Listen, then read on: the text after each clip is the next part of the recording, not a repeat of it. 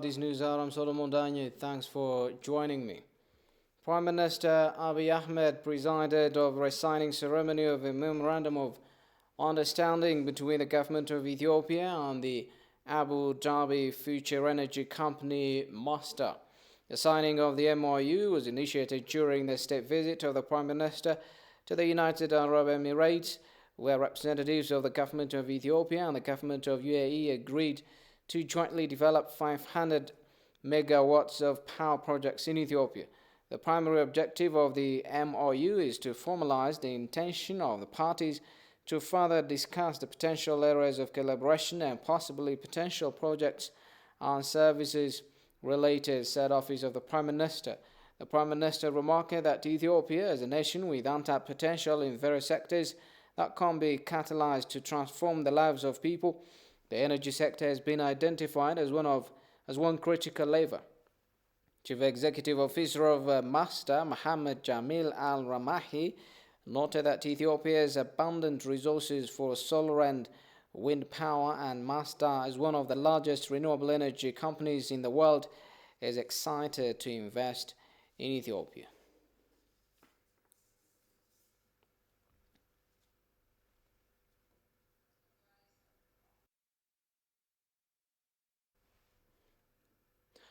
In a letter issued on Thursday, the Ethiopian American Civic Council EACC urged President for the month of March Ambassador Linda Greenland, permanent representative of the United States to the UN, as well as UNSC members to play a constructive role.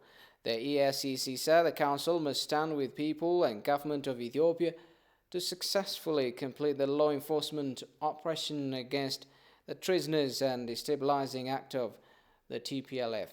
Kasan Jane brings us up to speed. The Council said in the past 3 years, Ethiopia has been receiving an insufferable challenge at the hands of its own former rulers. The Tigrayan People's Liberation Front TPLF, a group aligned to democracy and rule of law, has been spoiling the peace and stability of the Ethiopian state. The TPLF group that led Ethiopia for 3 decades has squandered innumerable opportunities for peace and reconciliation, it recalled. TPLF, a political party turned into a criminal gang, would display no effort to reassume power and continue its draconian and divisive rule, the later reads. It is unfortunate that finances embezzled from the Ethiopian people with international connections of TPLF operatives, including with members of the United Nations Security Council, established for official purposes, are now being employed to inflict damage on Ethiopia and Ethiopians, it said. However, it is incumbent on the United Nations Security Council to look beyond the party-level orchestrated and fake narratives that seek to erode the legitimate of actions of the government of Ethiopia, the later warned. Ethiopia, it said, is grateful to United Nations World Food Programme and other organizations that stood with the people of Ethiopia at this time of need.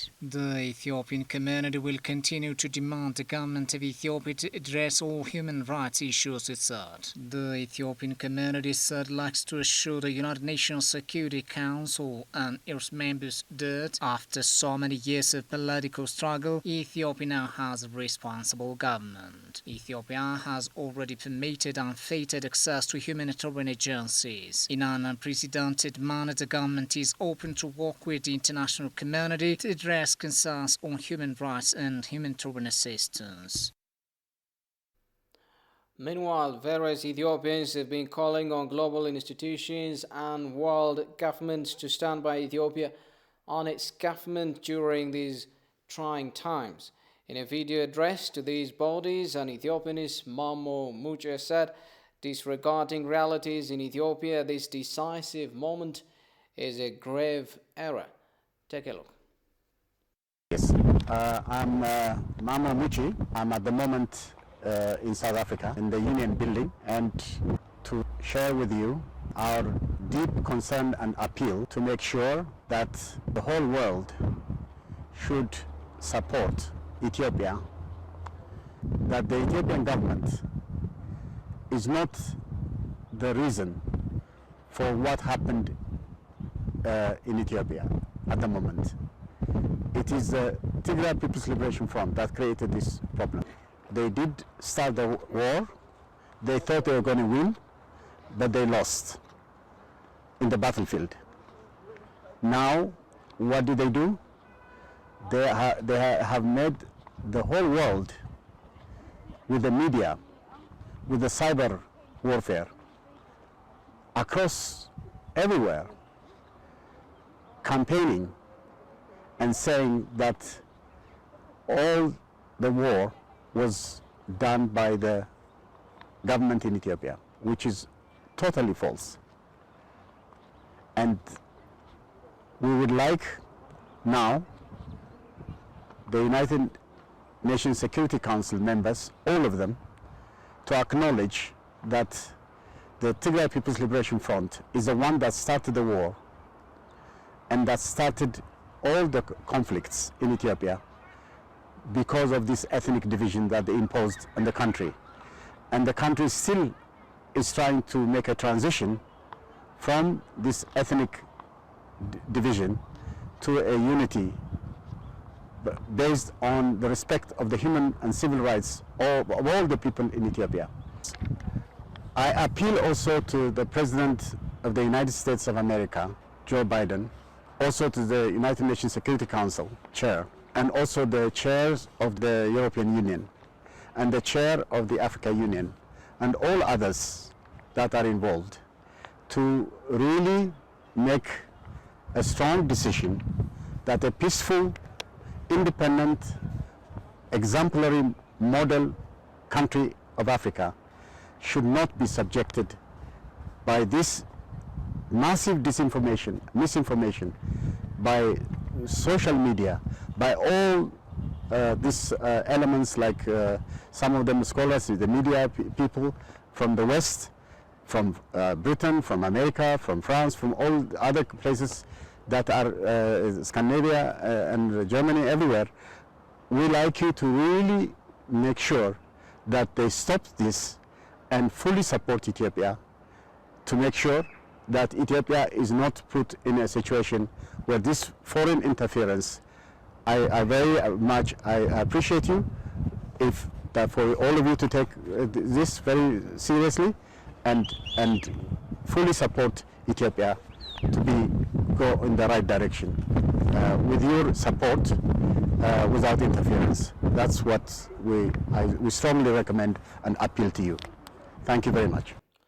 Deputy Prime Minister and Foreign Minister Demeke Mekonnen has held phone conversation with Foreign Minister of Finland Pekka Haavisto on a range of issues.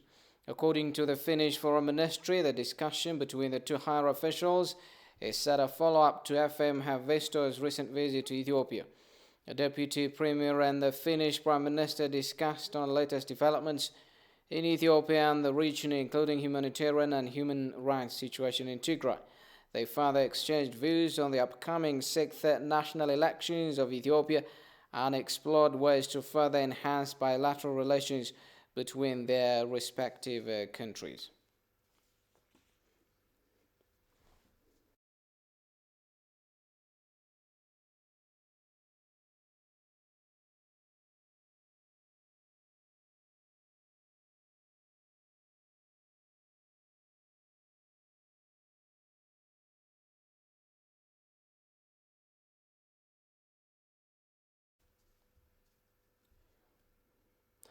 The National Electoral Board of Ethiopia disclosed that contesting political parties have already been provided with electoral symbols to take part in the upcoming general election slated for early June this year. The Oromo Liberation Front, OLF, and the Oromo Federalist Congress, OFC, widely believed to be major contenders in Oromia, are absent in the list of 47 parties announced by the board. Here is Abdama Shagre for more on that. The National Election Board of Ethiopia discloses that it has been spending up preparations to undertake the 6th upcoming general election slated for 5 June 2021 across the country. Briefing journalists, chairperson of National Election Board of Ethiopia, Birtukan Mideksa, said candidates' registration and contesting identifying electoral symbol activities finalized so far. የእጩ ምዝገባ የተደረገው እንደምታውቁት We are undertaking candidates registration activities within 2 rounds. As you may very well know, we are effectively undertaking the first round candidates registration activity in Addis Ababa, Dritawa, Harar, Benishangul Gumuz and Gambela and part of Oromia from 16 up to 19 February 2021. We have also extended the deadline for candidates registration by 4 days in some areas. The second round candidates registration activities was effective in Amhara, Afar, Southern State, Sidama and 4 areas in Wolaga zone in state of Oromia. According to the chairperson, the board is undertaking corrective measures to rectify problems witnessed during the candidates registration process. The board, she said, took into account complaints voiced by opposition political parties.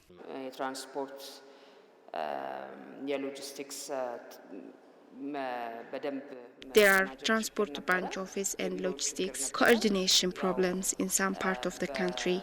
We effectively managed conflict-prone areas thanks to support we received from regional states. Thus, security has so far been well taken care of. We are providing support to all candidates.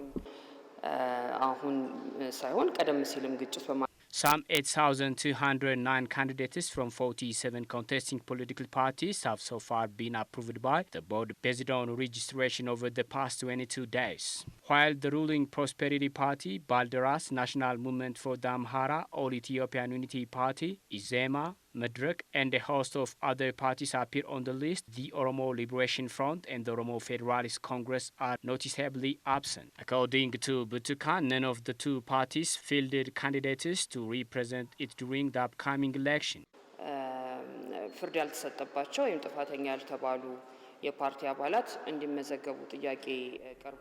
Some contesting political parties have raised concerns that their members are being detained and that harassment and other problems have made it difficult to field candidates.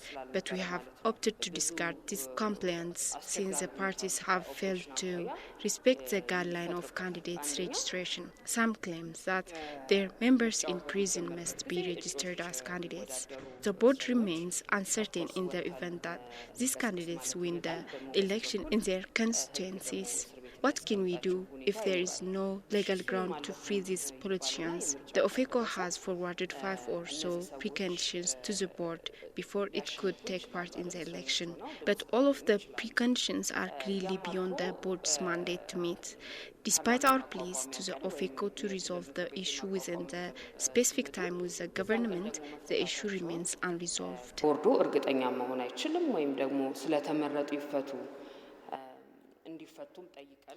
This is Addis News Hour.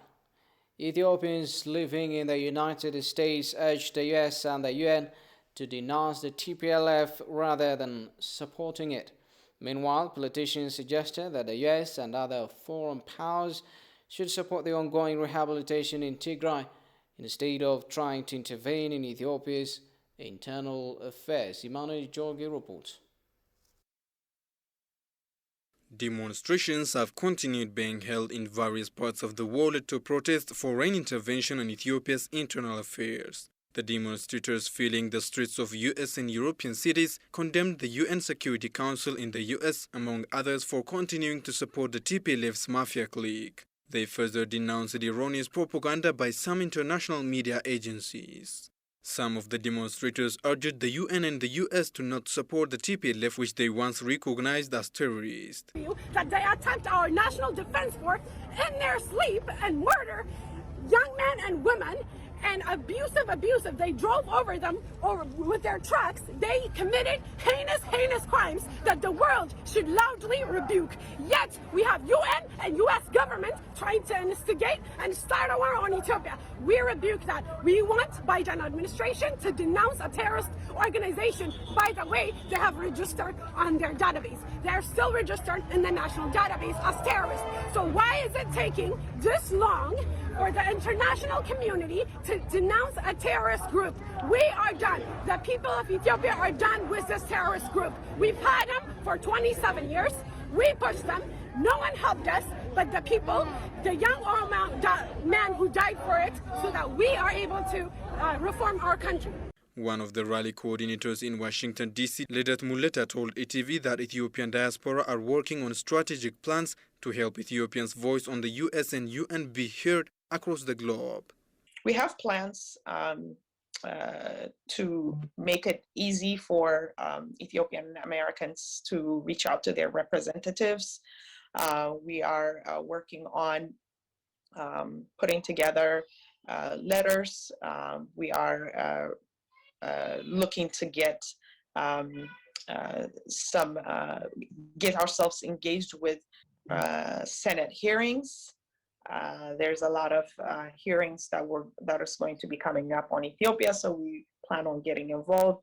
We also want to do several forums, continue to engage the politicians here, galvanizing the community, the Ethiopian diaspora. And also one more last thing I believe is very important is to get a hold of strategic people who will consult us, because there are people who are experienced on this matter. Stating that foreign powers must not try to manage other sovereign nations despite irregularities and problems in the nations, Lidat said this is against the very principle of diplomacy. There are a lot of things that are not perfect in this world, and this does not mean though we can go and manage other countries.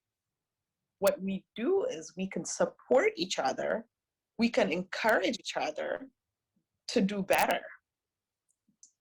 And I think Ethiopia needs to be supported in further encouraging this transformation. I'm not saying it's perfect. The US was not perfect initially either, and it's still not. So I think we really need that. I believe that's what foreign relations is it's not pointing out and saying you're doing wrong here, or you need to change this. It's really advocating and say, hey, this worked for us, why don't you try this, why don't you try that? And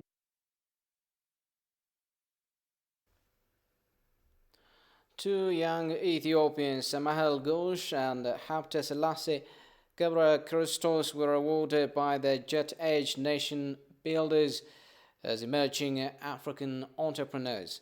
The Jobs Creation Commission, in collaboration with Jet Age Nation Builders, a mission focusing on empowerment and sustainable development, yesterday held a night of recognition of nation building through youth empowerment and job creation. The Jet Age 2021 event held workshops, networking sessions for youth from African countries, panel discussions and inspiration sessions in Addis Ababa in the presence of senior government officials and representatives of continental organizations. Commissioner of Job Creation Commission, Nugusut Alahon, who presided over the event, stressed that the new era of nation building falls heavily on the youth and young leaders, that they are the vast majority of the population.